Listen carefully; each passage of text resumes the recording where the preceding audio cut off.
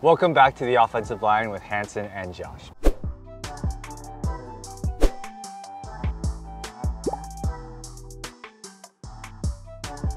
Before we get started with this video, I want to share about something that happened to me in my sophomore year of college. So that's like 15 years ago. Haha, I'm not that old, Josh. It was only 11 years ago. Anyways, I'd only been a Christian for about a year when the church that I was attending ended up disagreeing over a doctrinal issue. It wasn't on the gospel or on the deity of Christ or anything like that. It was on whether or not women can serve as pastors over men.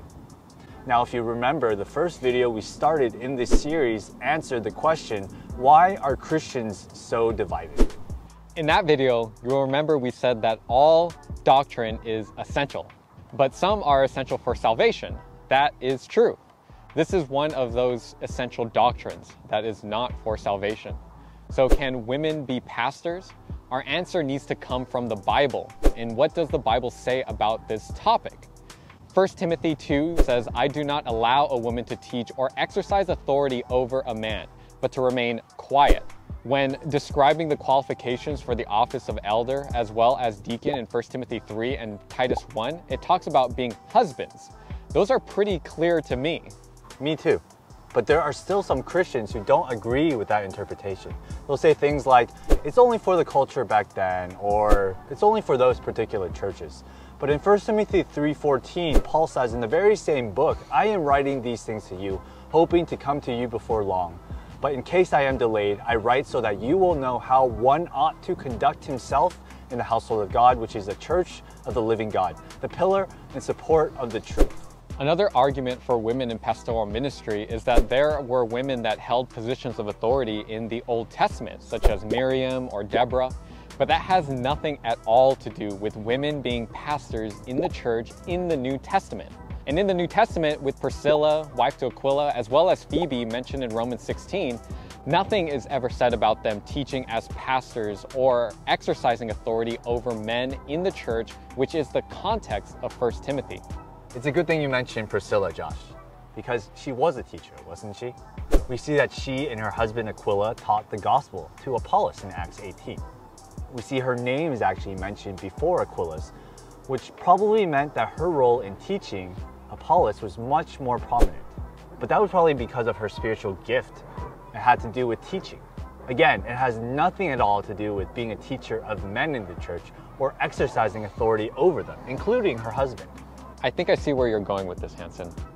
By saying no to the question, can women be pastors, we're not saying that women can't teach.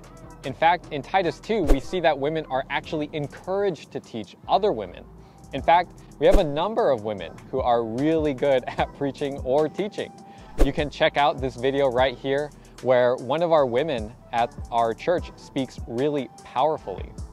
If you look back at the passage that we started with in 1 Timothy 2, we see that Paul doesn't just give this command by itself and then just move on. He actually continues on in verse 13 to give the reason for the command. Why should women not teach or exercise authority over men? It's because of creation.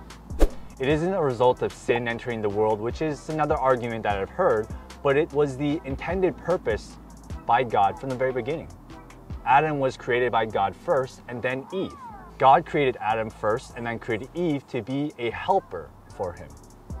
It is in creation that we see God's intended purpose for both male and female.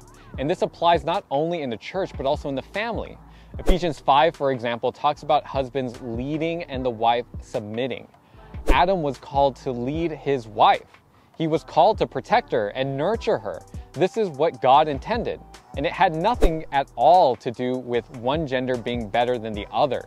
We can just look at the Trinity as an example. All three persons of the Trinity, Father, Son, and Holy Spirit, have different roles, but the same essence of deity. Look forward to one of our future videos where we explain more about the Trinity. Hopefully that was an encouraging video for you guys. Remember to comment down below with questions you would like us to answer. If it's one that we weren't already planning to talk about, we're probably going to make a video out of it.